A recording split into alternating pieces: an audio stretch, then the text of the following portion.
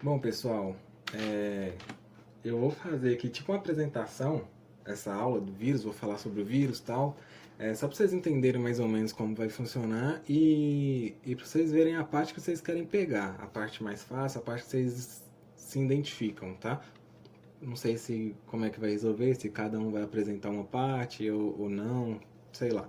A gente vê isso depois. Mas enfim, a gente vai falar sobre os vírus, isso todo mundo já sabe. Aqui a gente tem o nome da turma, o nome do nosso grupo. O primeiro slide a gente vai ter uma introdução sobre o que é um vírus. Eu ainda não coloquei porque é coisa simples e estou deixando para o final. Depois a professora pede umas características gerais. Eu coloquei aqui uma imagenzinha do HIV, vírus da hepatite B, o vírus ebola, o adenovírus, influenza, vírus da raiva, um bacteriófago, um papilomavírus, rotavírus, um vírus da herpes simples. Aí, pra mim, as características gerais é a parte mais, assim, chata de ficar explicando e tal. Porque são tópicos e cada tópico tem que explicar um pouco sobre cada tópico. Então, meio que a pessoa tem que ter na cabeça, não pode ler muito. Aí, quem tiver mais facilidade aí de decorar ou de aprender, pega essa parte. Bom, o que nós temos que saber é que o vírus ele é acelular. O que é acelular? Ele é um vírus que não possui célula. Todo vírus não possui nenhuma célula. A única coisa que ele possui é uma cápsula de proteína e dentro dessa cápsula de proteína ele tem um material genético, que chamamos também de ácido nucleico. Esse material genético, que chamamos de ácido nucleico, ele pode ser DNA, RNA ou os dois. E quando ele tem essa anomalia de ter os dois, na verdade não é bem uma anomalia, existe. Foram estudados, nossa que susto, foram descobertas recentes que tiveram e existe o citomegalovírus, que é um vírus novo, vamos dizer assim, de 10 anos para cá, que existem essas duas formas genéticas, tá? Tanto DNA, tanto RNA no mesmo vírus. Bom, como o vírus não tem célula, ele é acelular, como a gente já tinha falado, ele não tem metabolismo próprio. Ele não tem metabolismo próprio porque ele não tem enzimas necessárias e nem organelas e nem as estruturas para fazer o próprio metabolismo, como outra célula qualquer tem. Para que ele possa se multiplicar, ele necessita entrar em contato com uma outra célula e por isso ele é chamado de parasita intracelular obrigatório. Então, obrigatoriamente, ele tem que entrar em contato com uma outra célula qualquer, porque ele por si só ele não consegue se multiplicar. Ou seja, para o vírus se multiplicar, ele tem que entrar em uma célula chamada de hospedeira. A gente pode chamar essa célula de hospedeira. O vírus vai ficar hospedado nessa célula. Dentro da célula, ele utiliza a maquinária da célula para conseguir se multiplicar e, consequentemente, sair disseminando o seu material genético. Então, o vírus ele precisa entrar nessa célula para conseguir multiplicar e, consequentemente, ele despeja o seu material genético, tá?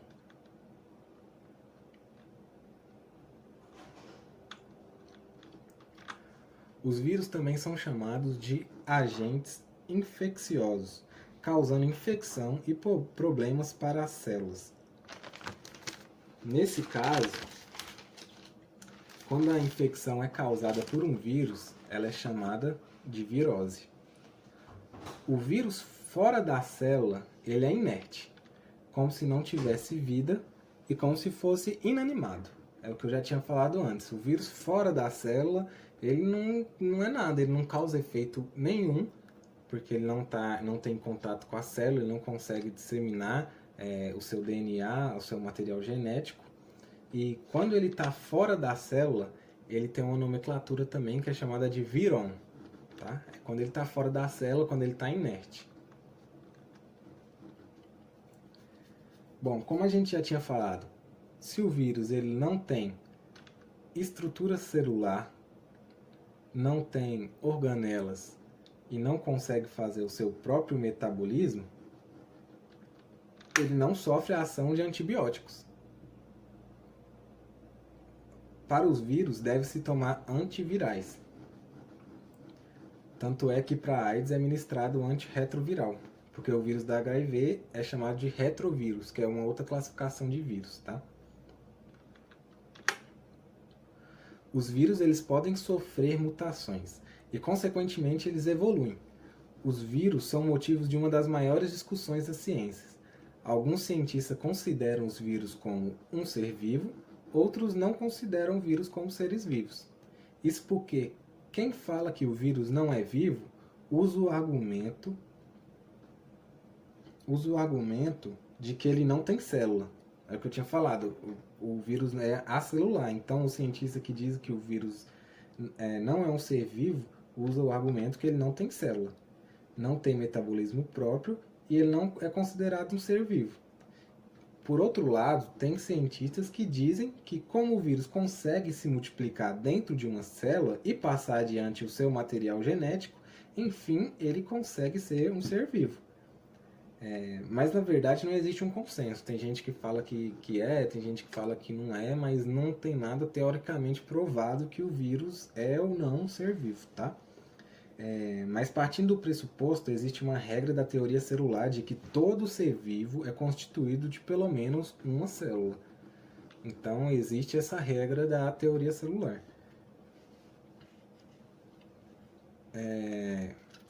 Os vírus eles podem sofrer mutações porque eles têm que multiplicar o seu material genético, seja DNA ou RNA.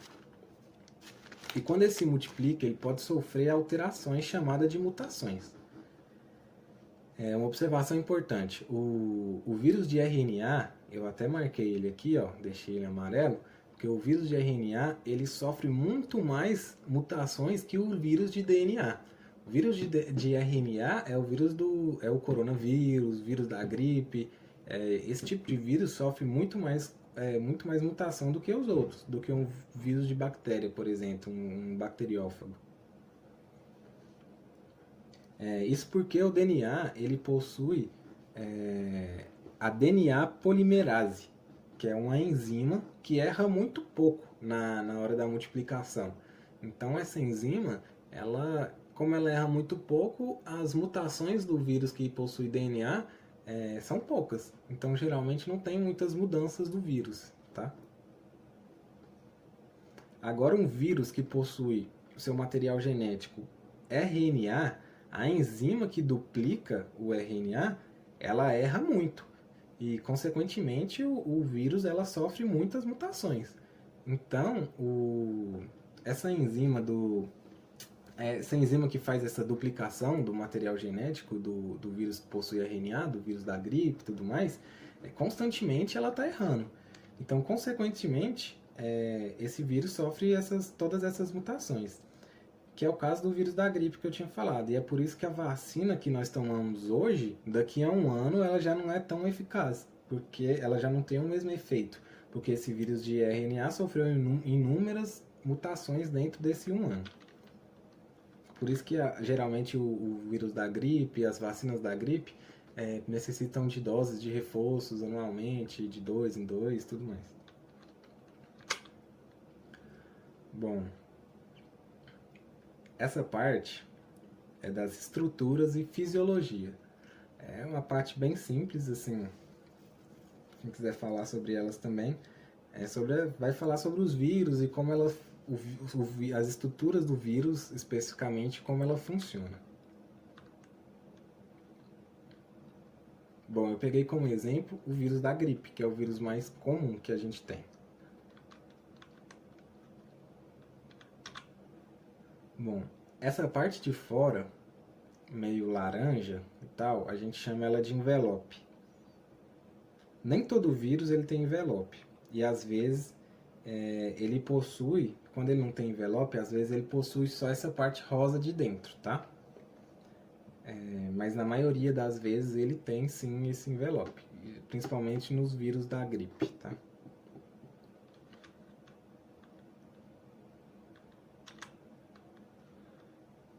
essa parte rosa, ela é chamada de capsídeo. O capsídeo é uma cápsula proteica formada por diversas proteínas. Então essa parte rosinha aqui é um monte de proteínas, mini proteínas, que forma todo esse capsídeo, que forma toda essa parte rosa. E essas mini proteínas são chamadas capsômero. Então, vários capsômeros formam um capsídeo. E dentro do capsídeo, a gente tem ali o material genético. No caso do vírus da gripe, o RNA.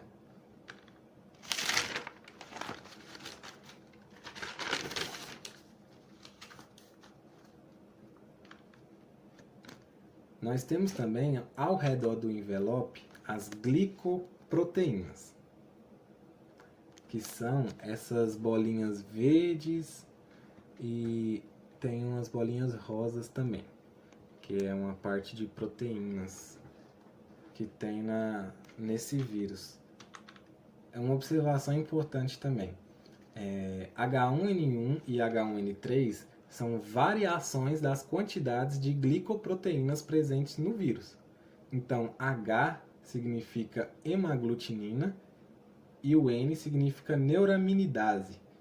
Neuraminidase, isso aí. Portanto, H1N1 significa que o vírus tem uma hemaglutinina para uma neuraminidase. Da mesma forma, o H1N3 possui uma hemaglutinina para 3 neuraminidases. Aqui também temos outro exemplo de vírus, que é o bacteriófago, que é o vírus que necessita da bactéria para poder... É o vírus que despeja material genético na bactéria e faz a multiplicação pela bactéria, tá? Não é necessariamente por uma célula. Bom, os bacteriófagos são vírus que atacam as bactérias e eles também possuem capsídeo, que é essa parte ali, a cabeça do vírus, né? Possui o DNA, o material genético, que fica ali no núcleo, no centro ali do capsídeo. Possui a cauda,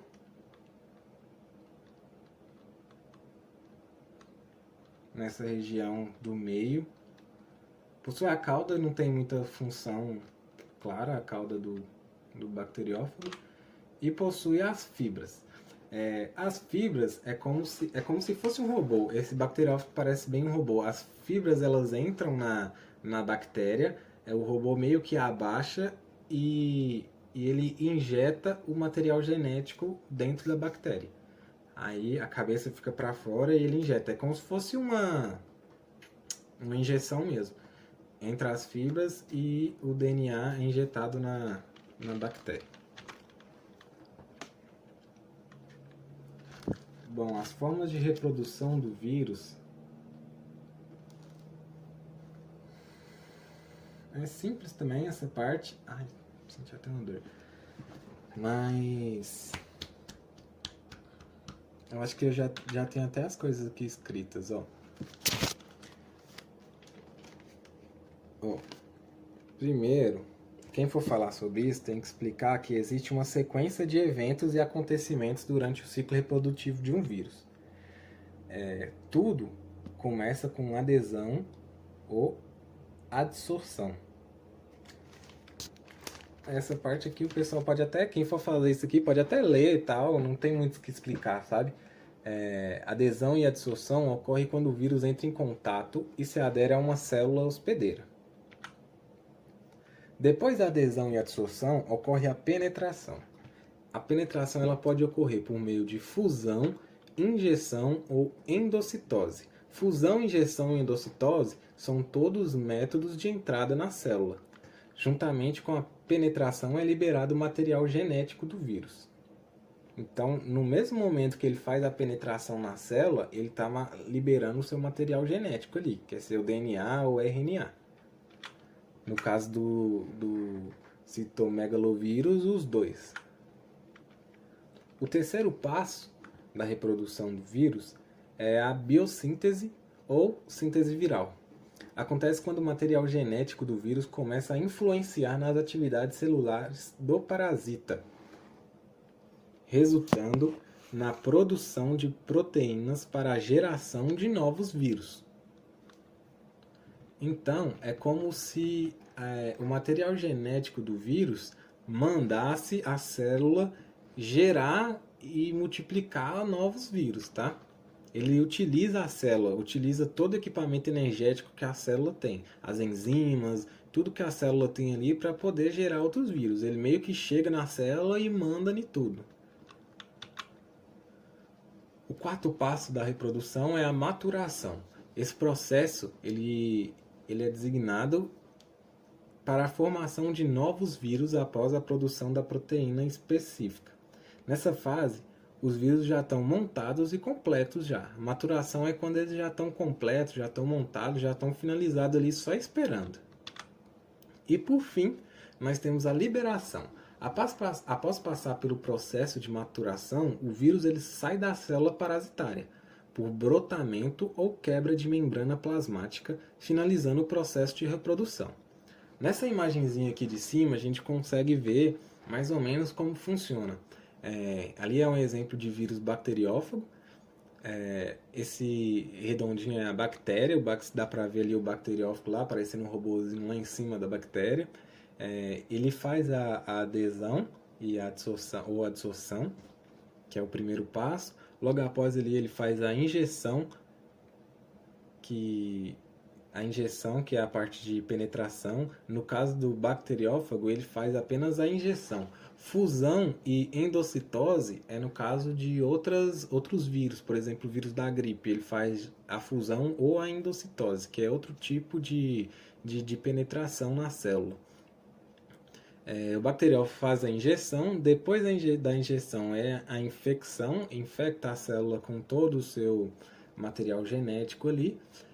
Logo após ele faz a utilização do equipamento energético e enzimático da célula hospedeira. É o que eu já tinha falado, ele utiliza da máquina da célula, usa toda a energia da célula para poder criar mais vírus iguais a eles. E por final, a lise da bactéria, que é a liberação. Eles rompem ali a membrana plasmática da célula, da bactéria, e se espalham.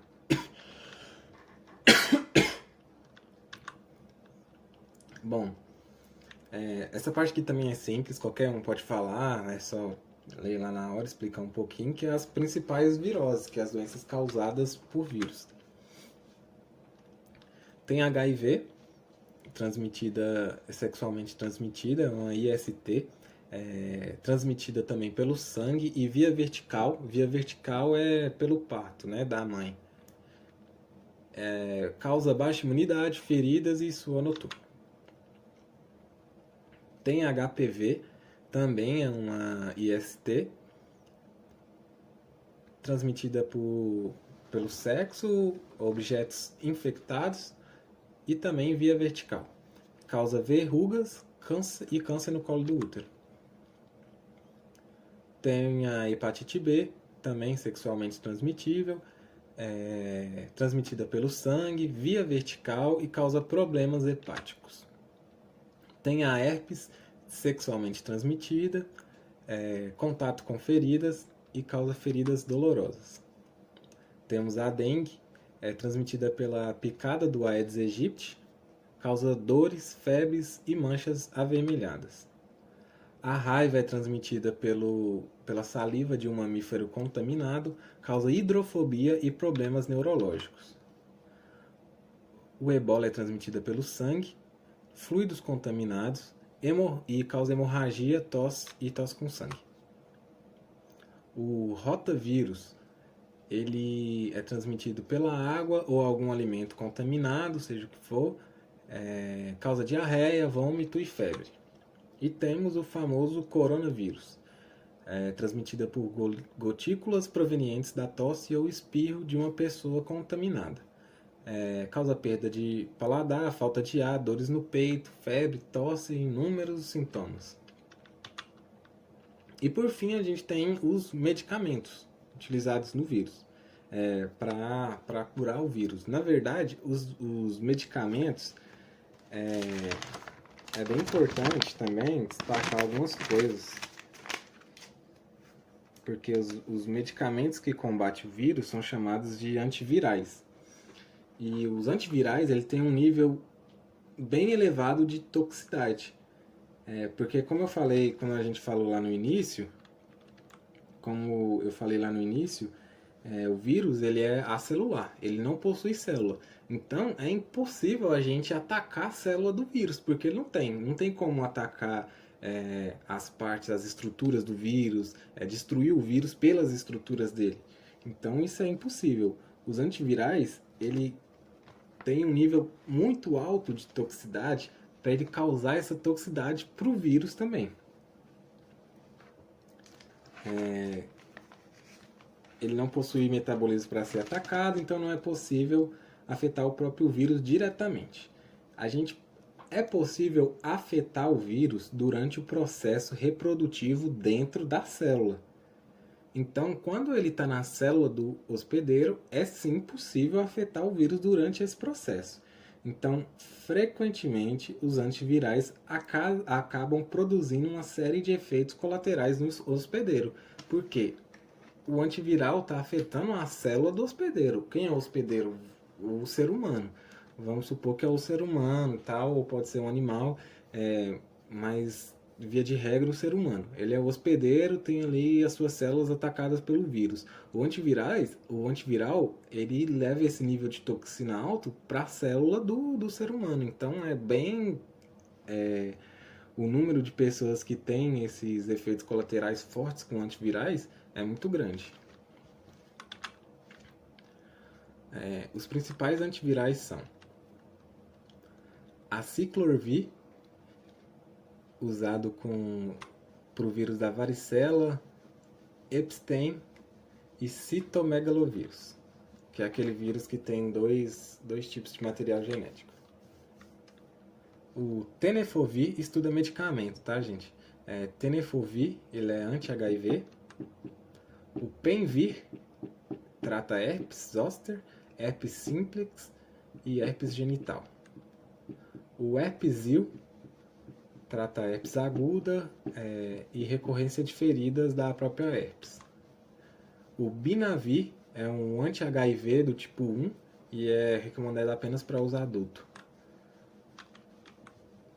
Você pode perceber que a maioria dos medicamentos, isso eu percebi agora, a maioria dos medicamentos termina com vir, que é sinal de vírus, que tratam vírus, né? Os mecanismos de ação dos antivirais são bloqueio de fusão, interferência na replicação, inibição da síntese, interferência na liberação. Então, dá para entender aqui mais ou menos como ele funciona.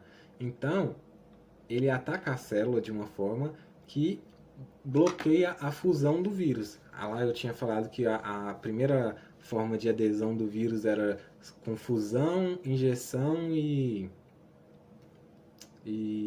sei lá, síntese, eu acho. Tem 3 tipos de adesão do vírus, a absorção. Então ele faz esse bloqueio da fusão do vírus, ele impede alguns antivirais, o primeiro efeito dele, o mecanismo de ação dele é impedir que ele se funda com a célula. Depois ele interfere na replicação do vírus. Depois que ele já está lá na célula, esse antiviral ele interfere que o vírus se multiplique, se replique. A inibição da síntese. A síntese é quando o material genético do vírus manda a célula reproduzir mais vírus. É o que eu tinha falado, que ele obriga a célula a fazer mais vírus. Então os antivirais também inibem o vírus de realizar esse processo. E por final ele faz a interferência na liberação. Na hora de sair, de rasgar a membrana plasmática para o vírus se espalhar pelo corpo, os antivirais têm esse processo de ação, de interferir nesse processo de liberação do vírus. Aí, provavelmente no final eu vou pôr aqui uma bibliografia e tal, vou pôr finalização aqui, sei lá. Uma conclusão, né? E fim. Aí vocês decidem aí o que é melhor, o que a gente faz.